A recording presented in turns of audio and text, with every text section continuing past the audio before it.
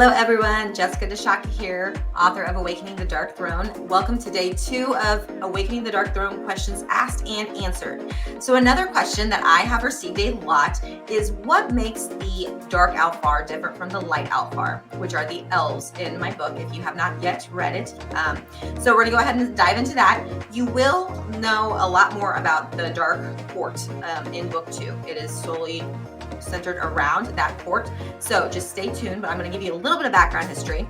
So in the book 1, not to spoil a whole lot, but there was a war that broke out in the Light Alfar. So everybody started off as a Light Alfar, and the Light Alfar have natural abilities. So something that is basically dedicated to nature. So whether that be the elements, the 4 elements, so water, earth, fire, and wind.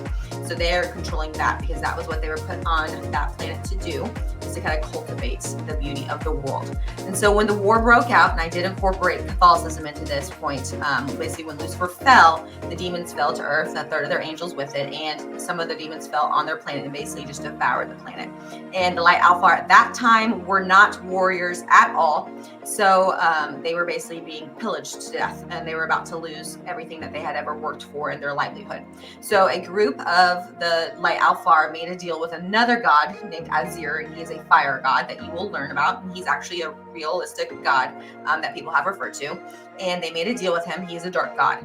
And in order for that deal to be brokered, there were certain stipulations put into play, whether that be innocent sacrifices, human sacrifices, blood sacrifices of that nature.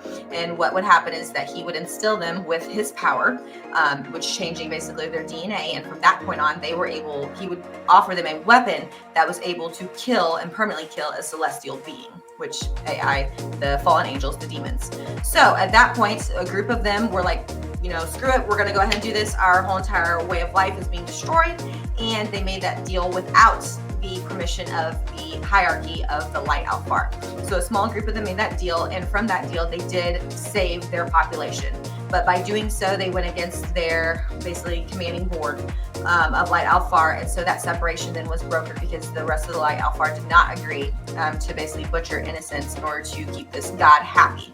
So they did not want to repay the debt that was owed.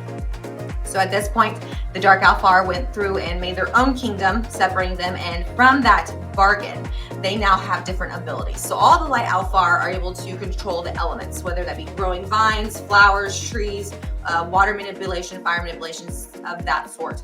But the Dark Alfar now had different abilities, including infliction with power, which you will learn about with a main male character, Arendelle. He has the ability to basically hurt you just by thinking it.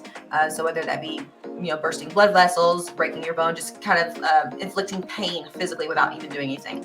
There's pheromone manipulation, visions. There's muting power, which can mute all power from this ability. There's different abilities of that sort. So you're going to learn a lot about that in book 2, because every single family has something different that they kind of pass on to their lineage. And then they also have the ability to, you guys would know it as misting or basically transporting. So the whole entire Dark Court has this ability. All right, I wanted to make sure that was clear, because some people were like, oh, Arendelle, the main morally gray character, is the only person that has this. No, the entire Dark Court has this ability. It was a part of the bargain that they made with Azir. So that is another ability that he made, that he basically brokered from this deal. And then they also, something unique about the Dark Alfar is that all the males, after or as they hit puberty, develop a marking on them of sorts. So it marks them as a Dark Alfar. So not only are they more darkly featured, whether that be hair or skin tone or eyes, but they do have a dark marking on them, like a tattoo, and every male has it in a different position. So you're gonna meet some people that have it on their head. Arendelle has it right here on the cap of his shoulder. There was a lot of other confusion that people were referring to him as where Rhysand from A Court of Thorns and Roses tattoos were, which that is not correct. His tattoos were up his forearms, and he had them all over because he's an Illyrian. But again, Arendelle was born after he hit puberty with that tattoo on his cuff. And the interesting thing about that is that once you take a wife, even though they are immortal beings and they don't necessarily believe in monogamy, when you do take a wife, that is forever at that point. If you do go into a marriage bond, it's called a blood pact or blood bond with another person, and that tattoo or that marking shows up then on your spouse in the same position. So it kind of marks you as uniting you as two against one, as two as one. So you'll learn a little bit more about that in book 2 and on into book 3 as well.